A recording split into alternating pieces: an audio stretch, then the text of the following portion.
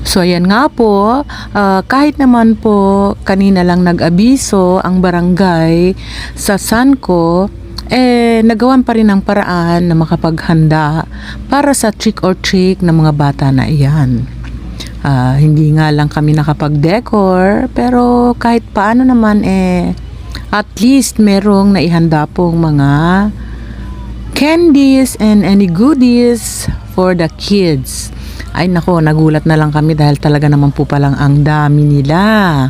At syempre, with matching costumes nila.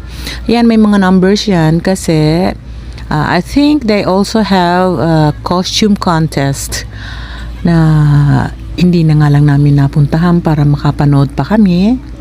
Pero ayan, isa-isang naglapitan ang mga bata. Nung una, ang takot namin na baka hindi po magkasya ang pinamili nilang mga candies. Pero ayan, yung cute na bata talagang nag-effort.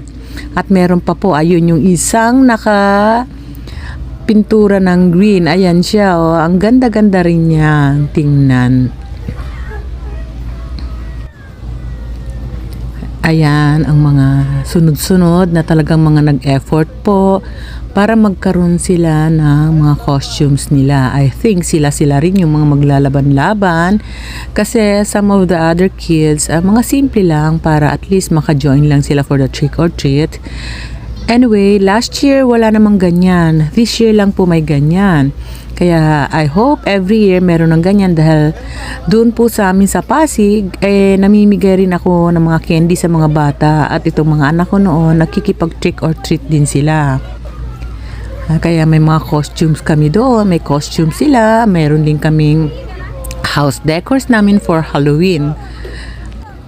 Lamang nga lang ay hindi po namin nadala rito. Nandoon pa sa house namin sa Pasig ang mga yon. Pero hopefully by next year ay mas prepared na kami. Ayan si Grant, nakahanap daw siya ng kala mo kunyari baby niya. Ang nakakatuwa lang, game din po pati yung bata. Ito naman, meron naman kunyari fairy din siya.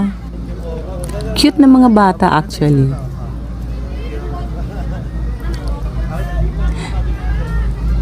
Ayan.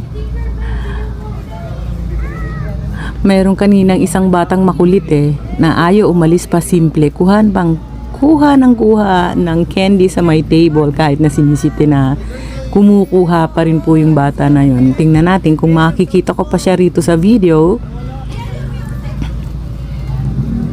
Ayan. At napag-alaman ko nga dyan sa isang mother na yan na meron kasi silang costume contest.